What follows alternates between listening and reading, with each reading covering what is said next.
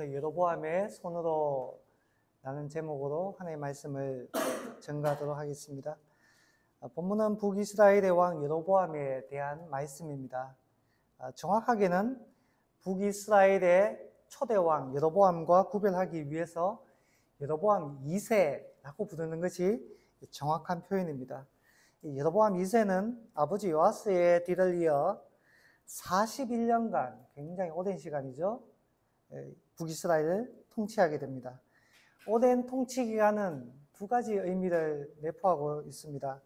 하나는 그의 통치 시기에 반란이나 나라에 큰 위협이 되는 일이 없어서 평안했던지 혹은 그런 위협들을 잘 극복했다라는 것을 말합니다. 한마디로 정치력이 있었다라는 것입니다.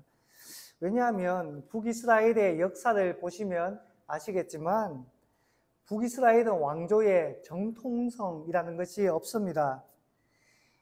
원래 이스라엘이 하나였다가 둘로 갈라지게 되었잖아요. 하나님께서 다윗에게는 너의 왕위가 끊어지지 않겠다라고 정통성이라는 것을 주셨습니다. 그래서 남유다는 하나님께서 세우셨다라는 그런 확고한 정통성을 가지고 있기 때문에 왕조가 바뀌지 않고 하나도 쭉 이어지지만 북이스라엘은 그렇지 않아요. 솔로몬이 잘못했기 때문에 하나님께서 여로보암이라는 사람을 세웠던 겁니다. 그런데 이 여로보암이 잘못하면 하나님은 어떻게 해요? 가차없이 갈아치웠습니다. 그래서 북이스라엘은 왕조가 끊임없이 바뀝니다. 수많은 반란이 일어나고 왕조가 바뀌는 역사가 계속해서 반복됩니다. 이 여로보암 2세도 정조부인 예후가 아합 왕가를 몰아내고 새로운 왕위로 등극했기 때문에 그가 왕이 된 것입니다. 그리고 이 여로보암, 본문에 나오는 여로보암 2세가 죽고 난 다음에 채 6개월도 안 되어서 왕조가 바뀌어버립니다. 그 이후로 뭐 한 달짜리 왕도 생기고 아주 난리 법석을 일어나게 됩니다. 그런데 그가 41년간 통치했다라는 것은 그의 정치력이 매우 뛰어났다라고 평가할 수 있을 것입니다. 그리고 또 한 가지, 그가 오랜 기간 통치했다는 이유는 하나님의 은혜를 입었다라는 것을 뜻합니다. 여러분, 왕을 세우는 것은 누가 하는 일입니까? 하나님께서 하시는 것입니다. 모든 권세는 하나님으로부터 왔다라고 했습니다. 그래서 바울이 세상 권세에 복종하라고 했습니다. 세상 권세조차도 하나님께서 주시기 때문에 된다라는 것입니다. 그래서 다윗이나 솔로몬 같은 경우에 하나님께서 세우셨고 하나님 은혜 주셨기 때문에 오래도록 왕으로서 통치했습니다. 물론 반론을 제기할 수도 있습니다. 므낫세는요 어떻게 해요? 예외도 있겠지만 대체로 장수하고 오랫동안 통치했다는 것은 은혜의 척도로 여겨져 왔습니다. 그렇다면 이 여로보암이 하나님의 은혜와 더불어 그의 정치력으로 이룩한 것이 무엇인지 한번 살펴보겠습니다. 25절 말씀을 같이 한번 읽어볼까요? 25절 시작. 이스라엘 하나님 여호와께서 그의 종 가드헤벨 아미떼 아들 선지자 요나를 통하여 하신 말씀과 같이 여로보암이 이스라엘 영토를 회복하되 하맛 어귀에서부터 아라바 바다까지 하였으니. 자, 여로보암 때에 영토가 크게 확장되는데 하맛 어귀라고 하는데 민수기 13장에 의하면 하나님께서 가나안 땅을 약속하셨는데 이 가나안 땅 최북단에 해당되는 것이 하맛 어귀입니다. 과거 솔로몬 때 이스라엘이 최고로 부강하게 되잖아요. 솔로몬 때 영토가 확장되는데 최대한으로 올라간 것이 바로 이 하맛 어귀입니다. 그런데 이 땅을 오랫동안 빼앗겼어요. 국력이 약해지면서. 근데 언제 회복됐다고요? 본문에 나오는 여로보암 2세 때 회복됐다는 겁니다. 이 하맛 어귀는 대단히 중요한 땅입니다. 우리나라로 치면 어디쯤에 해당될까요? 뭐 우리 남한의 입장에서는 뭐 압록강, 두만강, 뭐 개마고원, 뭐 더 나아가서는 어떤 사람은 뭐 간도 땅도 회복해야 된다, 뭐 이런 말을 할지도 모르겠습니다. 그게 회복된다면은 뭐 만약 그런 대통령이 있다면 어떻겠어요? 지지율이 뭐 어마어마하겠죠. 물론 우리나라가 통일되는 걸 별로 원하지 않는 친구들도 있습니다. 통일되고 나면 군복무를 압록강과 두만강에서 해야 될까 걱정하는 친구들도 여기 2명이나 앉아 있는데, 어쨌든 이 북쪽 땅을 회복했다는 것은 어마어마한 일입니다. 이 북이스라엘 백성들이 얼마나 기뻤을지 감히 상상조차 할 수 없습니다. 그리고 아라바 바다도 회복했다고 하는데, 아라바 바다는 흔히 사해를 가리킵니다. 또 사해 북쪽에 사막 평원을 의미하기도 하는데, 이 사해는 정확하게는 남유다의 영향력 아래에 있었기 때문에 사막 평원이 더 적절하지 않을까 생각됩니다. 어쨌든 이랬던 죄송합니다. 어쨌든 이랬던 저랬던 여로보암 왕 시대에 북이스라엘은 오랜 침체기를 벗어나 완전히 새롭게 부흥하게 됩니다. 그렇다면 여러분, 여기서 우리가 한번 생각해 봅시다. 이와 같은 번영, 부흥, 여로보암 왕이 훌륭해서 그렇게 된 걸까요? 그렇지 않습니다. 조금 전에도 이야기했듯이 물론 그에게 정치력이란 것이 있긴 했겠지만 확실한 것은 하나님의 은혜입니다. 은혜. 은혜가 뭡니까? 받을 자격이 없는 자에게 거저 주시는 호의를 은혜라고 이야기하죠. 여로보암이 대단해서가 아닙니다. 왜냐? 왜 여로보암이 대단하지 않느냐 하면 본문에도 나옵니다. 24절에 여로보암은 어떤 왕이었다고요? 여호와 보시기에 악을 행하여 이스라엘에게 범죄하간 느밧의 아들 여로보암의 모든 죄에서 떠나지 아니하였더라.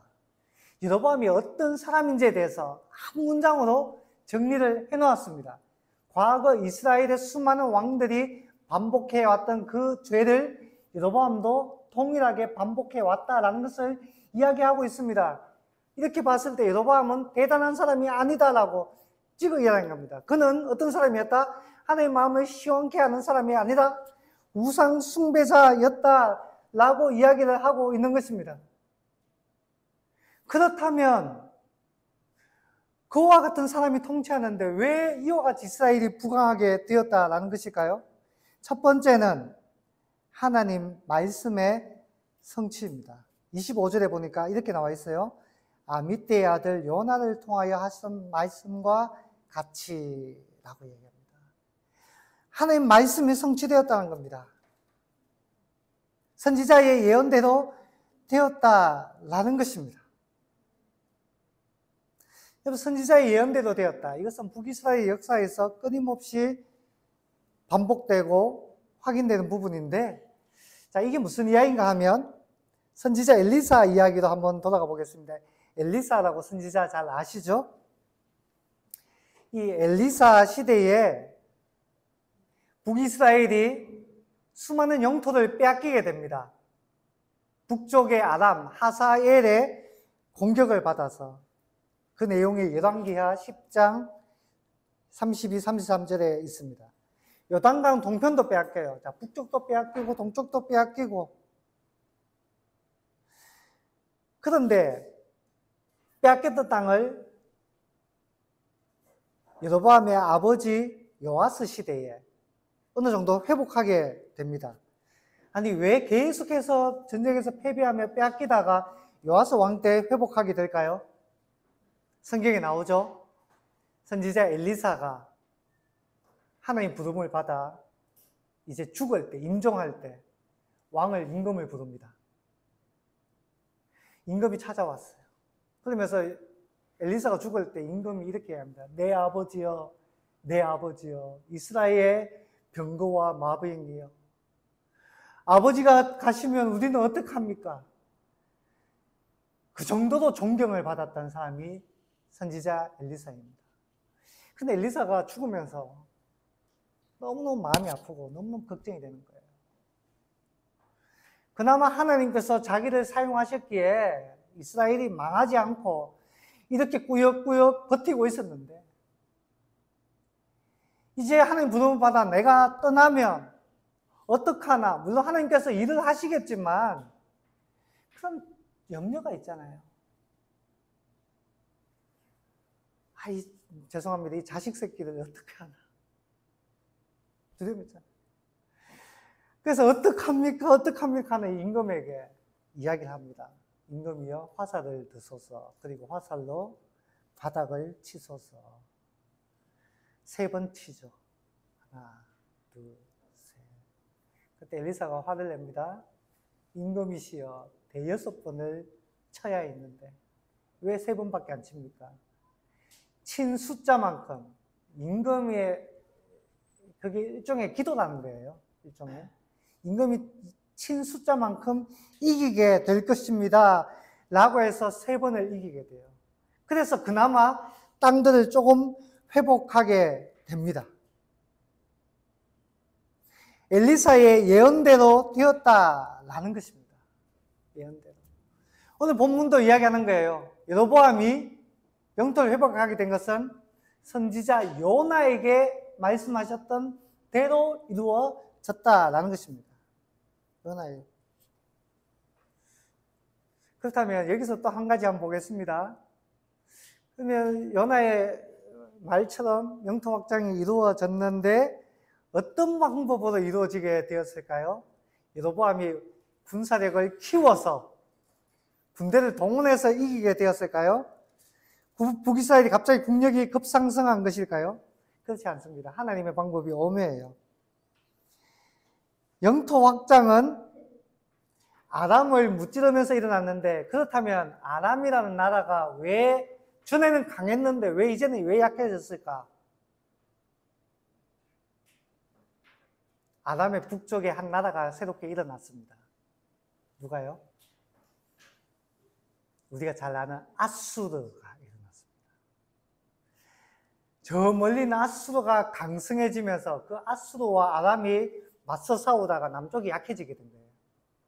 그 약해진 틈에 이스라엘이 싸워서 빼앗겼던 영토를 되찾게 된 것입니다.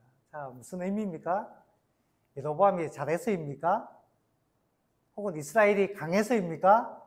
그렇지 않아요. 일종의 어부지리를 차지하게 된 것입니다. 여러분, 여기서 우리가 이 세상을 살아가면서 생각해 볼 것이 있습니다. 우리가 승승장구할 때가 있어요. 일이 잘 풀릴 때가 있습니다. 그때 여러분, 겸손해야 됩니다. 내 능력으로 된 거 아니야? 내가 열심히 해서 이만큼 얻었는데 내 노력으로 이룩한 것인데 아니요. 아니요. 겸손해야 됩니다. 내가 뛰어나서가 아니라 하나님께서 승리를 선물로 주시는 경우가 많다라는 것입니다. 제가 전에 한번 이야기했는지 모르겠는데 MBC 스포츠 탐사대에서 이런 걸 보여준 적이 있어요. 세상에서 가장 운이 좋은 사나이라는 영상을 본 적이 있습니다. 2002년 솔트레이크 동계올림픽 쇼트트랙 금메달 사건입니다. 2002년. 그때만 해도 우리나라가 쇼트트랙 강국이었어요. 늘 우승 후보였습니다. 그리고 강팀들이 몇 팀 존재했습니다. 그런데 그때 누가 금메달을 차지하는가 하면 호주의 국가대표 브래드버리라는 선수가 금메달을 획득하게 됩니다. 호주는 쇼트트랙 강국이었을까요? 아니요. 그때 당시만 해도 사실은 불모지나 다름없습니다. 브래드버리는 국가대표가 되어서 출전하게 되었지만 다른 나라 선수들에 비해서 실력이 죄송한데 한참이나 부족했어요. 사실은 실력 넘치면 예선에서 바로 탈락되어야 마땅한 선수입니다. 그런데 어떻게 해서 금메달까지 따게 되었는가 하면 준결승에서 꼴찌로 출발했는데 2등으로 통과하게 됩니다. 왜냐하면 앞 선수가 반칙을 해서 부재가 돼서 올라가게 된 거예요. 자, 준결승전에서 또 꼴찌했는데 1위가 됩니다. 왜냐? 5명 중에 꼴찌로 뒤떨어져 가고 있었는데 갑자기 한 선수가 넘어지면서 자기 앞에 달리던 두 선수까지 같이 넘어뜨려 버린 겁니다. 그리고 한 명이 실격당해서 원래 5등인데 1등이 되어서 결승전에 올라가게 된 거예요. 그때 해설자의 말이 재밌습니다. 이런 말, 해설자 이렇게 말. 브래드버리가 기적을 당했습니다. 기적을 당했습니다. 그리고 대망의 결승전. 아니야, 다를까, 이게 실력이 떨어지니까 맨 끝에서 멀찍이 그냥 뒤따라가고 있어요. 멀찍이. 뒤따라가고 있는데 자기만의 레이스를 하고 있는 거예요. 실력이 안 되니까. 그런데 결승전을 코앞에 두고 앞에 달리던 4명의 선수가 한꺼번에 다 넘어져 버린 겁니다. 모세의 기적처럼 4명의 선수가 넘어지면서 이 앞이 쫙 트였어요. 그때 해설하던 사람이 이런 표현을 사용합니다. 모세의 기적이 벌어졌습니다. 그래서 이 사람이 멀찍이 따라갔으니까 거기에 휘말려 들지 않고 1등으로 금메달을 땄습니다. 그때 신조어가 생겼어요. 브래드버리하다. 브래드버리하다. 예기치 않은 행운. 예기치 않은 행운. 브래드버리는 자신의 실력으로 딴 게 아니에요. 자신도 누구보다 잘 압니다. 그래서 그가 금메달을 목에 걸면서도 굉장히 겸손하게 반응합니다. 지금 북이스라엘의 상황이 딱 그렇습니다. 여로보암의 상황이 딱 그와 같은 상황입니다. 그가 잘한 게 아니에요. 그는 우상 숭배자입니다. 그의 통치력이 뛰어나서 그런 게 아니에요. 이스라엘의 국력이 엄청 세져서 그런 게 아닙니다. 불쌍하니까 북쪽을 약화시킨 거예요, 저기.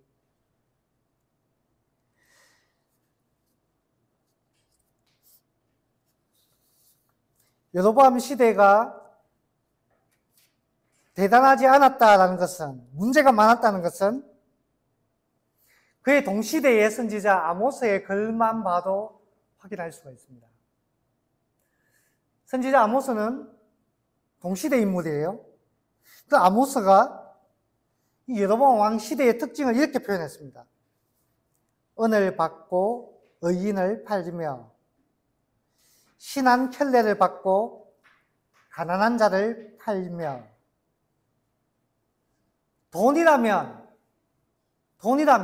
사람을 막 팔아제끼는 시대였어요. 의인을 팔아제끼고 돌봐야 될 가난한 자들 신한 짝에다 팔아버리는 지독하게도 잔인한 세상이었습니다. 또 이런 말 합니다. 힘없는 자의 머리를 티끌 먼지 속에 발로 밟고 연약한 자의 길을 굽게 하며 아버지와 아들이 한 젊은 여인에게 다녀서 내 거룩한 이름을 더럽히며. 그냥 먼지 바닥에다가 사람의 머리를 밟는 시대. 아버지와 아들이 한 여자에게서 성매매를 하고 깡패들이 활개치고 상인들의 물건을 마구 빼앗고 구타하는 장면, 공권력이 무너진 세상, 성적으로 문란한 세상. 또 이런 말이 있습니다. 모든 제단 옆에서 전당 잡은 옷 위에 누우며 그들의 신전에서 벌금으로 얻은 포도주를 마심이니라. 이 부분은 종교적인 타락상을 보여줍니다. 예배 드리러 온 자들의 전당을 잡습니다. 그들의 옷을 빼앗아서 그 옷 위에 눕습니다. 당시에 여러분 옷이라는 것은, 겉옷은 추운 사막 지역이잖아요. 외투는 이불의 역할조차 했습니다. 그래서 이 외투를 빼앗는다는 것은 정말 최소한의 그 사람의 생명을 보호할 수 있는 것조차도 가져가 버리는, 그렇게 해서는 안 되는 거예요. 그런데 누가 이런 짓을 한다고요? 종교인들이.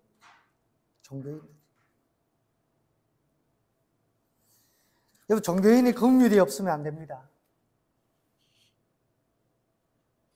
종교인이 불쌍히 여기는 그런 마음이 없으면 안 됩니다.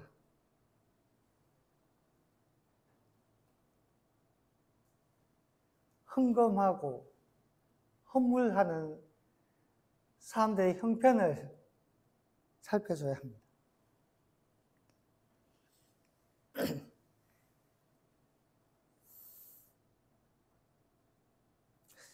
저희 교회도 주보에 이렇게 헌금 이거 실는데요. 앞으로 어떻게 할까 지금 조금 고민이 좀 됩니다.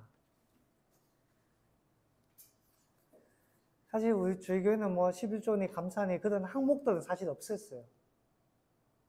항목들은 없었습니다. 그냥 자기 신앙 고백으로 하는 거예요. 신앙 고백으로.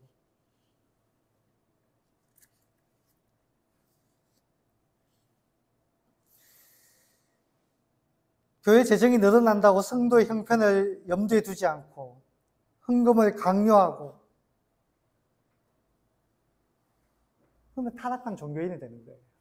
아모스 시대가, 여로보암 시대가 그랬습니다. 벌금으로 얻은 포도주를 제사장들이, 종교인들이 마시는 겁니다. 술을 탐하고 타락한 모습을 적나라하게 보여줍니다. 자, 정리하자면 어떤 시대였느냐? 돈이 최고인 물질 만능주의, 공권력이 무너지고 성적으로 문란한 사회, 종교가 백성의 버팀목이 아니라 착취하고 빼앗는 사탄의 도구가 된 시대, 여로보암의 시대였습니다. 이런 사회가, 이런 나라가 어떻게 하나님의 영광을 나타내며 하나님께서 약속하신 영토를 회복하며 위대한 건설을 이룰 수 있겠습니까? 불가능합니다.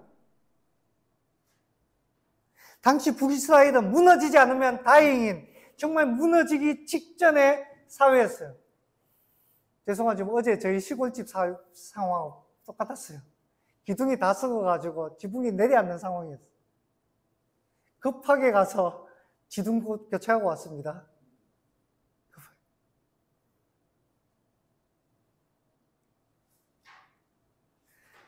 이런 사회여서 여로보암이 죽자마자 급속도로 쇠퇴해서 그의 아들을 6개월밖에 통치하지 못합니다.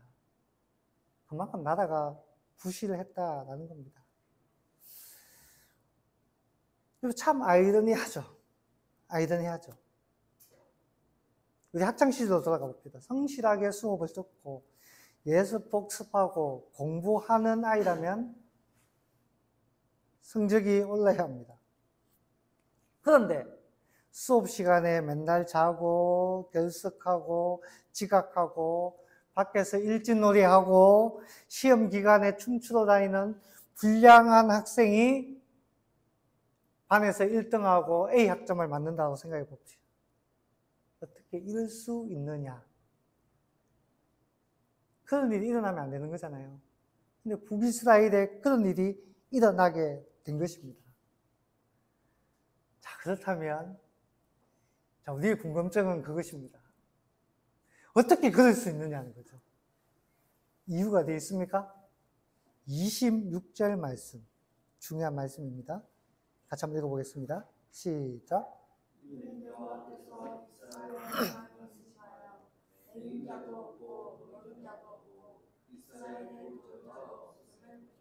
아멘. 하나님 보시기에 너무너무 불쌍한 거예요. 너무너무 안 되는 거예요. 고난이 너무너무 심합니다. 그동안 북쪽의 아람에게 너무너무 두들겨 맞았어요. 많은 영토를 빼앗겼습니다. 나라는 작아졌고 가난해졌고 고통이 너무 컸습니다. 도울 자는 어디에도 없어요. 왜냐하면 왜 도울 자가 어디에도 없는가 하면 이렇게 어려울 때 밑에 남쪽 유다가 쳐들어왔거든요. 남쪽 유다 그래도 서로는 그래도 형제라고 이야기하잖아요. 같은 민족이잖아요. 피를 나눈 형제도 이익 앞에서는 소용이 없는 거예요. 어디에서 도움을 얻겠습니까? 위에도 밑에도 사방 어디에. 여러분 자식이 어려움에 처했다고 생각해 봅시다. 학교에서 맞고 왔다라고 생각해 봅시다. 친구가 한 명도 없어요. 무슨 얘도 문제가 많아요. 얘가 모범생 아닙니다. 부모님 말에 귓등으로도 안 들어요. 깡깡깡 맞아야지 그나마 말을 듣는 척이라도. 예배도 잘 안 드리고 허구한 사고만 쳐요. 공부도 안 하고. 그래도 부모님 마음에는 그런 아들이라도 그런 딸이라도 학교 일진한테 두들겨 맞고 학교에서 왕따 당하면 부모님 마음이 어때요? 불쌍하기 짝이 없습니다. 마음이 너무 아픈 거예요. 이놈의 자식아, 니는 더 맞아야 돼! 더 혼나봐야 돼! 라고 말할 부모가 어디 있습니까? 아이들 보면 피눈물이 나는 겁니다. 불쌍해서. 누가 우리애 좀 도와줄 사람 없을까? 누구 좀 도와줄 사람 없을까? 우리 애가 부족한 건 알지만 그나마 전에 좀 도와주던 친구가 있었어요. 그나마 예전에. 근데 그 친구가 전학가고 없어요. 이제 어려울 때 도와주고 얘가 뭐 엉뚱한 짓 하면 좀 정신 차리게도 해주고 옆에서 좀 힘센 애들 좀 물리도 쳐주고 보호도 해주고. 얼마 전에 이제 미국의 뉴스에도 나왔는데 너무너무 가난해가지고 학교에서 왕따 당하는 그 백인 애가 있었어요. 몇십일 동안 맨날 똑같은 옷만 입고 오는 거야. 왜냐? 옷이 없어가지고.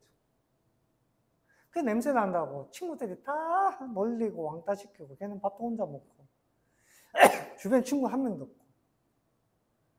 근데 마침 럭비하는 흑인애 둘이가 있었어요. 흑인애 둘이. 처음에는 걔를 놀렸어. 아, 이 자식아 냄새 난다. 너는 뭐 어제 아래 그저께 맨날 똑같은 옷만 입고 다니냐? 신발도 똑같은 거 낡아 빠진 거. 그래서 내가 가난하다는 걸 그 흑인 애들이 알게 된 거예요. 그때부터 애에 대해 생각이 바뀌었어요. 왜 우리가 이 친구의 친구가 되어줘야겠다. 럭비하는 애들이니까 학교에서 인기가 많을 거 아니에요. 그래서 많은 애들이 보는 앞에서 이 친구한테 자기 옷을 벗어서 입혀주고 신발을 선물로 사줍니다.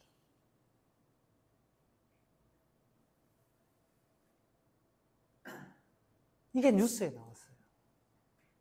쇼 프로그램에도 나왔어요. 그래 되니까 아무도 그 애들 안 건드리는 겁니다. 그 친구가 있으니까.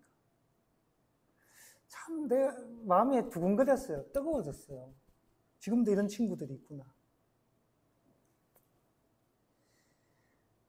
전에는 이 북이스라엘에 친구가 있었어요. 도와주는 친구가. 지금 없는데 누구였어요?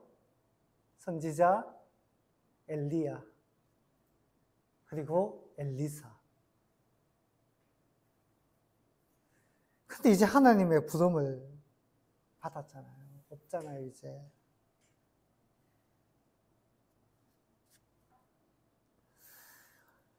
그러니까 하나님께서 이스라엘 불쌍해서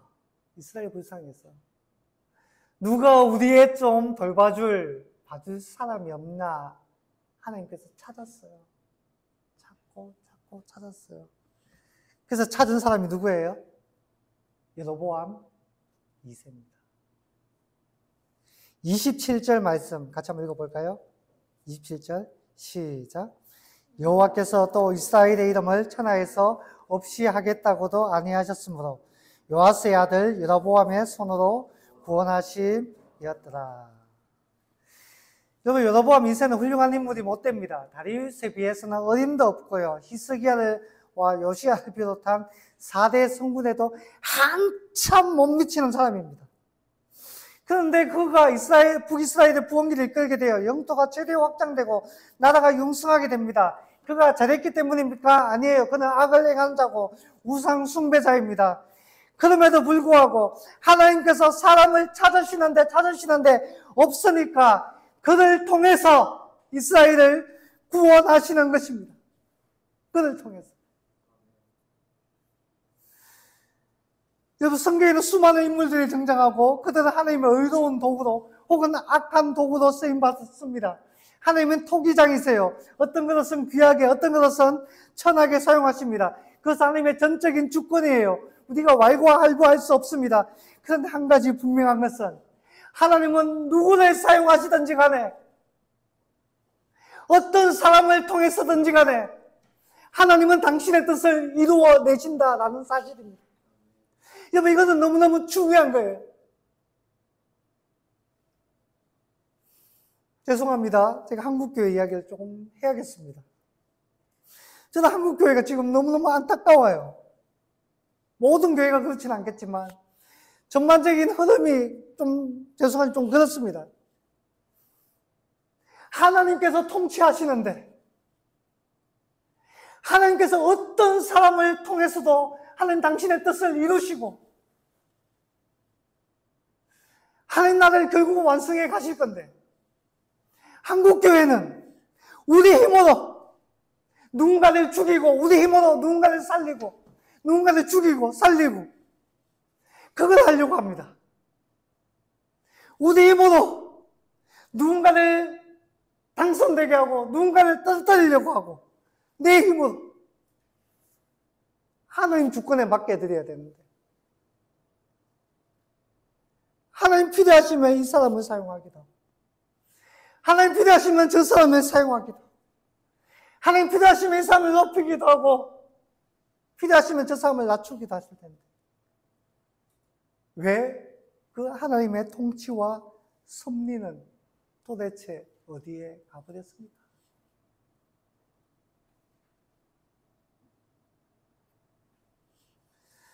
하나님은 악한 자 여러분을 통해서도 당신의 뜻을 이루어 가십니다. 그가 위대한 인물입니까? 아니요. 선한 왕입니까? 아니요. 그렇지만 하나님은 그런 사람을 통해서 당신의 백성들을 살리신다.